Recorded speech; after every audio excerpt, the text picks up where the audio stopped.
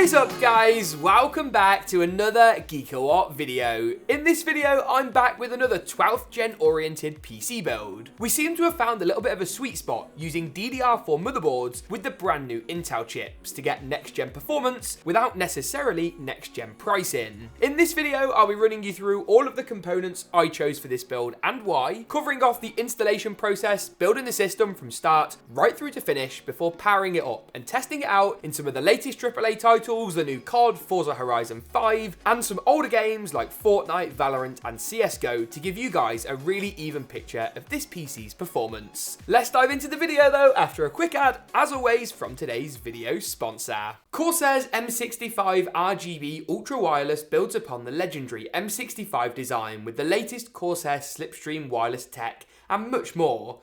With a 26,000 dpi Corsair Marksman sensor that can be adjusted in dpi steps as small as 1, this mouse means business. Adjustable weight allows you to find your perfect center of gravity, while Omron optical switches deliver hyper-fast and precise responses. Everything you love about the M65 in 2021, now wireless. Check it out at the links in the description below. Let's kick things off by taking a look at the motherboard and the CPU first of all. This is a really unique combo that's performed so well for us in our testing. It's no secret that Intel's brand new 12th gen platform provides next gen performance with gains of about 50% over the offerings that AMD have currently got to show for. Full disclaimer, these new chips, including the i5 12600K, do perform better with next gen DDR5 memory, and Corsair, for example, have got some great options on the market. But we've also found that you can still achieve good numbers with DDR4 and save yourself a lot of money. Your frame rate might be 10% lower than with DDR5, but the cost is 50% lower. Plus, you haven't got to go out and buy a more expensive DDR5 motherboard. Talking of which, this right here is the Asus Prime Z690 D4. D4 of course stands for DDR4, and this is a board with actually a pretty solid feature set. You still get USB-C, you still get plenty PCIe 16X lanes for graphics cards and other expansion slots. You still get a solid I/O with support for those new LGA processors, and of course 4 RAM DIMM slots. This is still a pretty solid motherboard though. You still have support for PCIe Gen 4 on your GPU and your SSD. No Gen 5 SSDs, but they're a couple of years off yet anyway. You still get USB-C and USB 3.1 Gen 2 on the rear panel. You still get 4 RAM DIMM slots. You still get a lot of the core features. Not as refined, not quite as nice to build on, but still a pretty solid option. The 12600K, which is what I'll be pairing this up with, is also awesome. With these new efficiency and performance cores that provide solid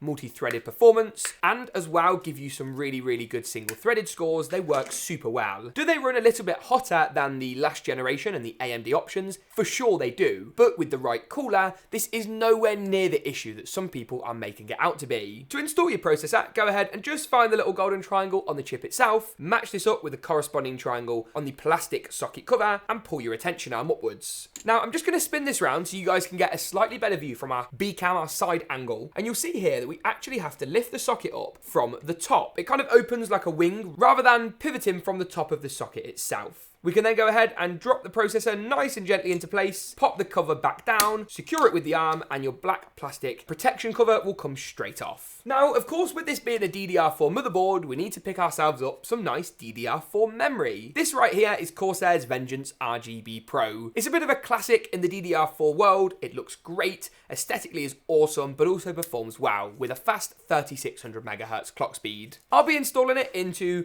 the grey RAM DIMM slots in this board. Doing so is pretty easy. Pull back the clips on the top of the board. You haven't got to do the ones on the bottom of the DIMM slot, so that's nice to see. Before sliding the DIMM in, clipping it down, and that's basically it. Repeat for as many of your RAM DIMMs as you've got. And that is basically all there is to it. There's one more component we can go ahead and install into the motherboard before actually installing the CPU cooler, and that is our M.2 storage. Now, technically, you could go ahead and remove this cover and pop the drive underneath, but I've picked up the WD Black SN850 with a heatsink and a little bit of RGB lighting. What that means is instead, I'm just going to pop it in the second slot down here. No real performance-oriented reason for this, but it will look pretty good, and you'll be able to see that the heatsink cover under the graphics card itself. In order to install the SSD, we want to go ahead and grab one of these. This is a standoff and a screw. Now this is what's going to prop the drive up and make sure it's not installed at an angle. For us, we're going to drop the drive and the screw into around about this location on the bottom of the motherboard, and then that would allow us to slide the drive in at a 45-degree angle and secure it down. Use the little M.2 screw with the combination of a teeny tiny screwdriver to fasten it into place, and once you've done that, the CPU, RAM, motherboard and SSD are all complete. That was pretty easy. To be specific, we'll be installing the motherboard into the case, XPG StarCat. Now I've used this case on the channel quite a lot, but never really for a build quite so high end. It's an awesome case aesthetically, it's very clean. The airflow, some people would argue, is a bit restricted, but we've got loads of fans and a big radiator, so I'm not quite so worried about that. You also get RGB, a nice I/O up the top, and a good tempered glass side panel. Now we all know how difficult it is to unbox a case, so I'll see you in just a second once all the hard work's done, and I'll save myself the embarrassment, at least for today. To install the motherboard into our now unboxed chassis, we need to locate some standoffs and make sure these align with our motherboard. Standoffs are little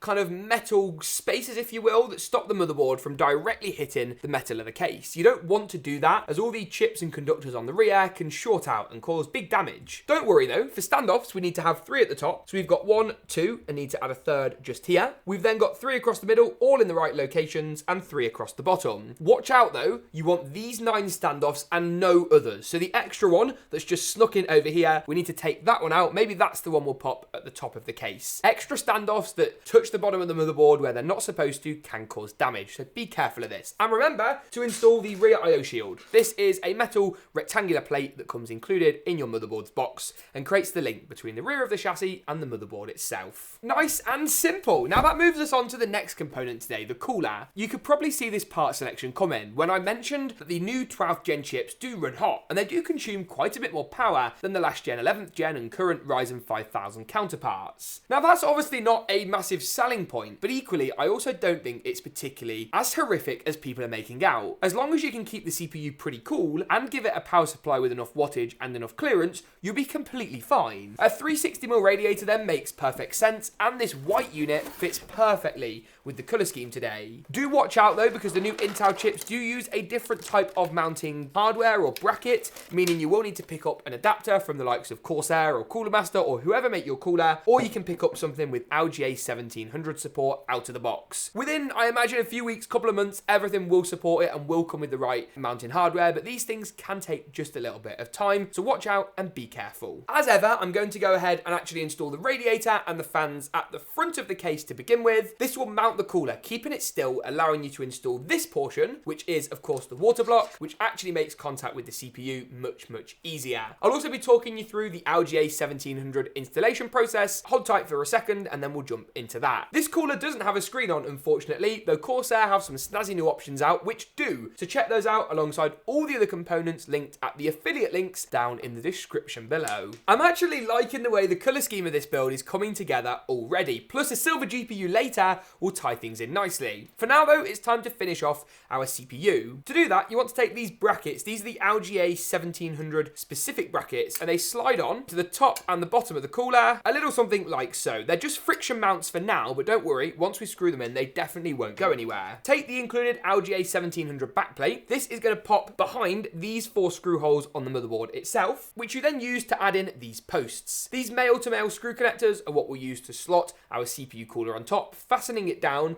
with these included thumb screws. Hopefully nice and easy, nice and clear. If you have any problems, refer to the motherboard's manual, and once again, don't forget your thermal paste, as this may or may not come pre-applied, so just double check this before going all gung-ho and adding a cooler without any thermal paste. Looking good. We can then move on to the penultimate component today, the last component before the power supply, which I know is a bit boring, so we'll save that one for last. This is of course our graphics card. Now this is the Founders Edition RTX 3060 Ti. Now I say in every video, I know that GPUs are near impossible to buy in the current climate, and I'm really sorry that's the case. We're lucky to be able to get GPUs in, either lent to us or to keep for these videos, and without them, this content wouldn't be possible. We have made videos talking about the GPU crisis though, and I'm acutely aware of how difficult it is right now to try and build a gaming PC. This GPU though is a really great option if you can somehow get your hands on it. Don't be too picky about what AIB card you go for, aka don't get your heart set on the founders, because if an Asus TUF or something like an MSI Gaming X Trio or Ventus card comes up, pick that up instead. For our build though today, I did want to try and go for a really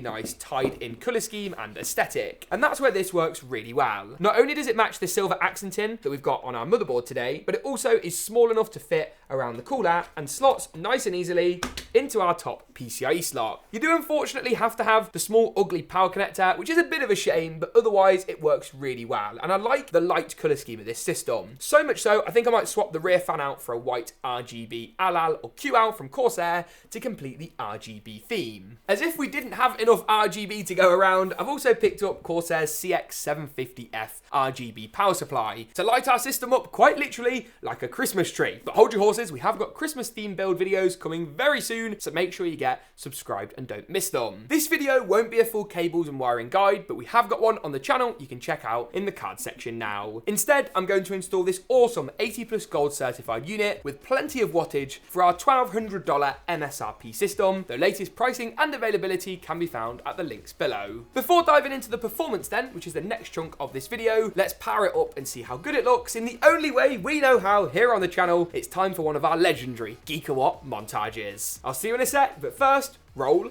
that montage.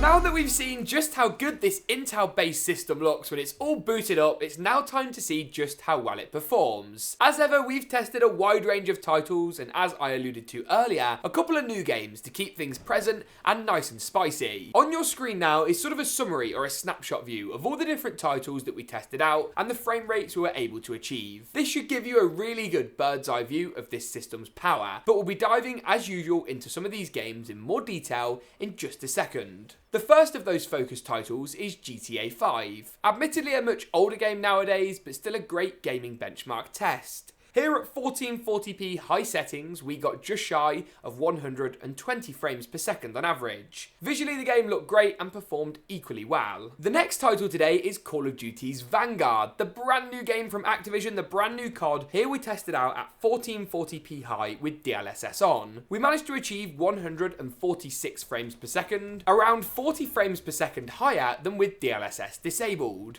It's really promising to get such high performance numbers from what is a brand new title. And the brand new games don't stop there, with Forza Horizon 5, the next title on our focus list. Here at 1440p ultra settings, we managed to achieve 94 frames per second on average, with 86 and 74 for the 90 and 99th percentiles. We always test out our games using both MSI Afterburner's Riva Tuner and Nvidia FrameView to get a really even picture of the frame rate. Apex Legends is next up today, and this sits in the middle as far as the age of games on our list. Not brand new, but equally by no means old. Here at 1440p high settings, we achieved 129 frames per second on average. Not a bad result, and the title looked great. Valorant then is the next game today. Here we achieved 255 frames per second at 1440p high settings. Undoubtedly one of the easiest titles on the list today to run, but still a really good benchmark test and a popular game, I admit. We also tested out Fortnite at 1080p competitive settings. We've tested this at higher settings before, but know most of you guys play the game at 1080p with everything tuned down to low and the render distance set to far. 205 frames per second on average was a really nice result, with 188 and 150 for the 90 and the 99th percentiles. Finally then, the last game we tested out today was Call of Duty's Warzone. Here we tested at 1440p high settings and managed to achieve around 89 frames per second. Interestingly, this is quite a bit lower than with Call of Duty's Vanguard and DLSS, something which you don't get support for in Warzone. Only ray tracing in the story mode, unfortunately. With that though, that concludes all of our focus titles today and the entire gaming benchmark section. If you enjoyed today's video, make sure to get subscribed to see more from us. Thanks for tuning in though, and as always, we'll see you in the next one.